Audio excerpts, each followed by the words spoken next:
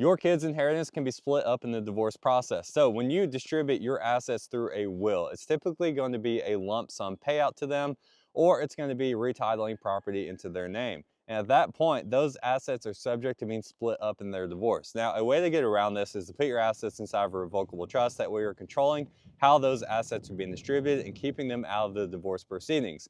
There are a few ways to set up your trust so you can give your assets protection from your kid's ex-spouse. Now, one of them is going to be a spendthrift clause.